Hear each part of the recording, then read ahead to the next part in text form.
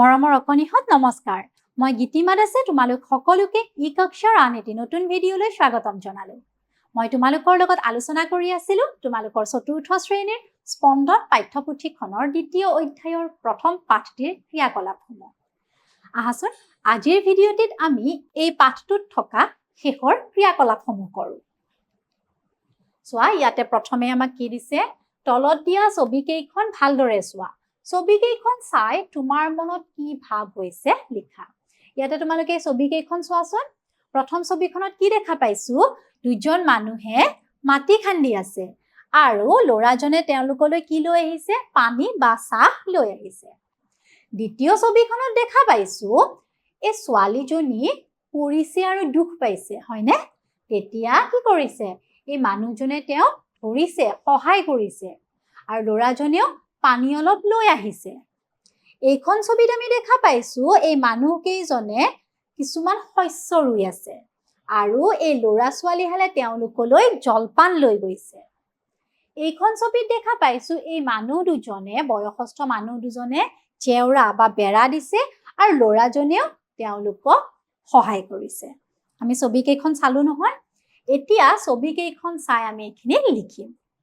ইয়াত চোৱা, ছবিখন চাই আমাৰ মনলৈ এই ভাৱ আহে যে আমি সমাজত সদায় মিলি জুলি একতাৰে থাকিব লাগে।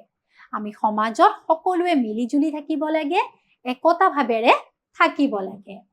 এজনে আনজনক বিপদত সহায় কৰা উচিত আৰু একেলগে সমাজৰ কামবোৰ আগবঢ়াই নিব লাগে। আমি সমাজৰ মানুহখিনিয়ে ইজনে আনজনক সহায় কৰিব লাগে, বিপদত পৰিলে সহায় কৰিব লাগে, মৰম চেনেহ কৰিব লাগে আৰু একেলগে সমাজৰ কামসমূহ আগবঢ়াই নিব লাগে। চৌপাশ পৰিষ্কাৰ আৰু সুন্দৰকৈ ৰাখিব লাগে। সকলোৱে মিলি আমাৰ চৌপাশটো পৰিষ্কাৰ আৰু ধুনীয়া কৰি ৰাখিব লাগে। একতা আৰু সহযোগিতাই হৈছে সমাজৰ প্ৰধান শক্তি। এখন সমাজ ভালে থাকিবৰ বাবে তাত থকা মানুহবোৰৰ মাজৰ প্ৰধান শক্তিটোৱে হ'ল একতা বা মিলাপ্ৰীতি আৰু এজনে আনজনক কৰা সহযোগিতা। গতিকে তোমালোক সকলোৱেও সদায় সহায় কৰিবা বিপদত পৰাজনক আৰু সকলোৰে লগত মিলি জুলি থাকিবা। আৰু স্কুলত তোমালোকে নিজৰ লগ বন্ধুৰ লগত কেতিয়াও কাজিয়া পেচাল নকৰাকৈ মিলি জুলি ইজনে আনজনক সদায় সহায় কৰি থাকিবা।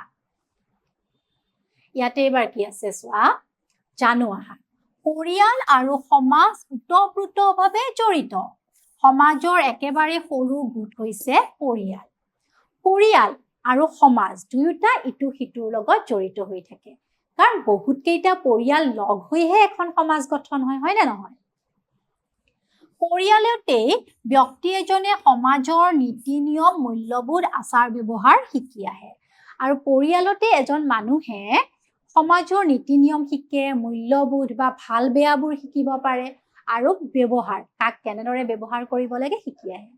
তোমালোকে যেতিয়া প্ৰথম স্কুল আহিছিলা তেতিয়া তোমালোকক ঘৰতে মা দেউতাই শিকাইছিল যে স্কুলত বদমাচি নকৰিবা, ছাৰ বাইদেউক সন্মান কৰিবা, লগৰীয়াৰ লগত মিলি থাকিবা, হয়নে নহয়? গতিকে আমি সকলোৱে জানিব পাৰিলো যে পৰিয়ালটো হ'ল সমাজৰ প্ৰথম গোট। প্ৰত্যেকজন মানুহে পৰিয়ালতে সমাজৰ নীতি নিয়মসমূহ, কাক কেনেদৰে ব্যৱহাৰ কৰিব লাগে এই কথাবোৰ শিকি আহে। সমাজ এখন ভাল হ'বলৈ হ'লে প্ৰথমে পৰিয়াল এটা ভাল হ'ব লাগিব। যদি পৰিয়ালটো ভাল হয় তেতিয়াহে সমাজখন ভাল হ'ব। পৰিয়ালটোত যদি মিলাপ্ৰীতি নাথাকে, একতাৰ ভাৱ নাথাকে, এজনে আনজনক বিপদত সহায় নকৰে, তেনেহ'লে তেওঁলোকে সমাজতো কোনো ধৰণৰ ভাল কাম কৰিব নোৱাৰে। গতিকে সমাজ ভাল হ'বৰ বাবে প্ৰথম ভাল হ'ব লাগিব পৰিয়ালটো। ভাল পৰিয়ালৰ সমষ্টিয়ে ভাল সমাজ গঠন কৰে আৰু ভাল পৰিয়ালবিলাকে এখন ভাল সমাজৰ গঠন কৰে। চোৱাচোন এবাৰ কি আছে, সৌৰভ আৰু ৰূপম সহপাঠী। যোৱা দেওবাৰে সৌৰভ ৰূপমহঁতৰ ঘৰলৈ গৈছিল। সৌৰভক দেখি ৰূপমে বৰ আনন্দ পালে। ৰূপমহঁতৰ ঘৰৰ চৌপাশৰ পৰিষ্কাৰ পৰিচ্ছন্ন পৰিৱেশটো দেখি সৌৰভৰ বৰ ভাল লাগিল। ভিতৰলৈ সোমাই সি ৰূপমহঁতৰ ঘৰৰ আটাইকেইটা কোঠা আটোমটোকাৰিকৈ সজাই থোৱা দেখিলে। সৌৰভ আৰু ৰূপম হ'ল সহপাঠী। সহপাঠী মানে হ'ল এটা শ্ৰেণীতে পঢ়া। তোমালোকে একেটা শ্ৰেণীতে যিমান কেইজন ছাত্ৰ ছাত্ৰী আছা তোমালোক সকলোবোৰ হ'ল সহপাঠী। ঠিক সেইদৰে সৌৰভ আৰু ৰূপমো সহপাঠী। দেওবাৰ এটাত সৌৰভ ৰূপমহঁতৰ ঘৰলৈ গৈছিল। সৌৰভক দেখি ৰূপমে খুব ভাল পালে। তোমালোকৰো ভাল লাগে নহয় তোমালোকৰ বন্ধুবোৰ ঘৰলৈ আহিলে? ৰূপমহঁতৰ ঘৰৰ চৌপাশৰ পৰিষ্কাৰ পৰিচ্ছন্ন পৰিৱেশটো দেখি সৌৰভৰ বৰ ভাল লাগিল। ভিতৰলৈ সোমাই সি ৰূপমহঁতৰ ঘৰৰ আটাইকেইটা কোঠা আতুম-টোকাৰিকৈ সজাই থোৱা দেখা পালে। সি যেতিয়া ভিতৰলৈ সোমাই গ'ল তেতিয়া ৰূপমহঁতৰ ঘৰৰ প্ৰতিটো কোঠা খুব ধুনীয়াকৈ সজাই পৰাই থোৱা দেখা পালে। ৰূপমে সৌৰভক তাৰ পঢ়া কোঠাটোলৈ লৈ গ'ল। তাৰপিছত ৰূপমে সৌৰভক তাৰ পঢ়া কোঠাটোলৈ নিলে। সেই কোঠাটো ৰূপমে বৰ পৰিপাটিকৈ ৰাখিছে। ৰূপমৰ মাক দেউতাকে সৌৰভক বৰ মৰমেৰে মাত বোল কৰিলে। আইতাকেও আহি তাক গায়ে মূৰে হাত বুলাই মৰম কৰিলে। ৰূপমৰ মাক দেউতাকে সৌৰভক খুব মৰম কৰিলে। ধুনীয়াকৈ কথা বতৰা পাতিলে আৰু আইতাকেও আহি সৌৰভক তাৰ মূৰত গাত হাত বুলাই মৰম কৰিলে। ৰূপমৰ মাকে দিয়া জা জলপান সিহঁত আটায়ে একেলগে খালে। তাৰ পাছত ৰূপমৰ মাকে জলপান দিলে খাবলৈ আৰু গোটেই কেইজনে মিলি একেলগে জলপান খালে। ৰূপমৰ মাক দেউতাকে সৌৰভৰ ঘৰৰ বা বাতৰি আৰু তাৰ পঢ়া শুনাৰ খবৰো ল'লে। তাৰ পাছত ৰূপমৰ মাকে আৰু দেউতাকে সৌৰভৰ ঘৰৰ চবৰে খবৰ ল'লে। মাক দেউতাকৰ খবৰ সুধিলে, সি পঢ়া শুনা কৰিছেনে নাই এই খবৰবোৰো ল'লে। তেওঁলোকৰ মৰম চেনেহ আৰু আদৰ সাদৰ লাভ কৰি তাৰ বৰ ভাল লাগিল। আৰু তেতিয়া ৰূপমৰ মাক দেউতাকে যে সৌৰভক ইমান মৰম কৰিলে তাৰ খুব ভাল লাগিল। সন্ধিয়া হোৱাৰ আগে আগে সি ঘৰলৈ উভতিল। সন্ধিয়া হোৱাৰ আগে আগে সি ঘৰলৈ আহিলে। আহি থাকোঁতে ৰূপমহঁতৰ ঘৰখনৰ পৰা শিকিবলগীয়া বহু কথাই আছে বুলি তাৰ মনলৈ আহিল। আৰু আহি থাকোঁতে সি ভাবিলে যে ৰূপমহঁতৰ ঘৰখনৰ পৰা শিকিবলগীয়া বহু কথা আছে। সি ভাবিলে আমাৰ ঘৰখনো এনেদৰে পৰিপাটিকৈ ৰাখিব পৰা হ'লে। তেতিয়া সি ভাবিছে যে ৰূপমহঁতৰ ঘৰখন ইমান পৰিপাটি, আমাৰ ঘৰখনো যদি আমি এনেদৰে পৰিপাটিকৈ ৰাখিব পাৰিলো হয়। ওপৰৰ পাঠটোৰ আধাৰত তলত দিয়া প্ৰশ্নবোৰৰ উত্তৰ দিয়া। এতিয়া আমি এই প্ৰশ্নসমূহৰ উত্তৰ কৰিম। প্ৰথম প্ৰশ্নটো সুধিছে, পৰিয়ালৰ সদস্যসকলৰ আচাৰ ব্যৱহাৰ কেনেধৰণৰ হ'ব লাগে বুলি তুমি ভাবা?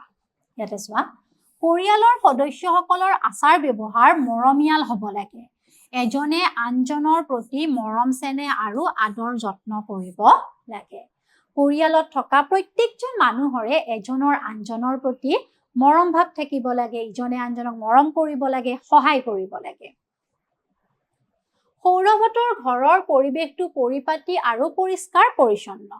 কথা বতৰা আৰু আচাৰ ব্যৱহাৰত এজনে আনজনৰ প্ৰতি কৰা মৰম চেনেহ আদৰ যত্ন প্ৰকাশ পাইছে। সৌৰভহঁতৰ ঘৰখনৰ এই পৰিৱেশটো তোমাৰ গাঁও বা অঞ্চলটোৰ বাবেও দৰকাৰী বুলি তুমি ভাবানে? আমি যেতিয়া সেই দফাটো পঢ়িলো তাতে আমি গম পালো যে সৌৰভহঁতৰ ঘৰৰ পৰিৱেশটো খুব পৰিপাটি আৰু চাফ চিকুণ। তাৰ পাছত তেওঁলোকৰ কথা বতৰা আৰু ব্যৱহাৰত আমি গম পালো যে এজনৰ আনজনৰ প্ৰতি মৰম আছে, সহায় সহযোগিতা আছে। সৌৰভহঁতৰ ঘৰৰ যিটো পৰিৱেশ, এই পৰিৱেশটো তোমালোকৰ পৰিয়াল বা তোমালোকৰ অঞ্চলটোৰ বাবে দৰকাৰী বুলি তোমালোকে ভাবা নে নাভাবা? হয়, মই ভাবো। মই নিজেই ভাবো আৰু তোমালোকেও নিশ্চয় ভাবা যে সৌৰভহঁতৰ ঘৰখনৰ দৰে পৰিপাটি আৰু মিলাপ্ৰীতিৰ পৰিৱেশ এটা আমাৰ গাঁও বা অঞ্চলটোৰ বাবেও বৰ দৰকাৰী, হয়নে? তাৰপিছতো চোৱা, এখন সুস্থ আৰু সবল সমাজ গঢ়িবৰ বাবে পৰিয়ালৰ ভূমিকা কেনে হোৱা উচিত? এখন ভাল সমাজ গঢ়িবৰ বাবে পৰিয়ালৰ ভূমিকা কেনে হ'ব লাগে? সমাজ এখন একেবাৰে সৰু গোটটোৱে হ'ল পৰিয়াল। মই আগতেও তোমালোকক ক'লো যে এখন সমাজৰ একেবাৰে সৰু গোটটো হ'ল পৰিয়াল। সমাজ এখন ভাল হ'বলৈ হ'লে প্ৰথমে পৰিয়াল এটা ভাল হ'ব লাগিব। সমাজ এখন তেতিয়াহে ভাল হ'ব যেতিয়া পৰিয়ালটো ভাল হ'ব। পৰিয়ালতে ব্যক্তিয়ে সমাজৰ নীতি নিয়ম শিকে। সেয়েহে পৰিয়ালৰ ভূমিকা এখন সুস্থ সমাজ গঢ়াত আটাইতকৈ গুৰুত্বপূৰ্ণ।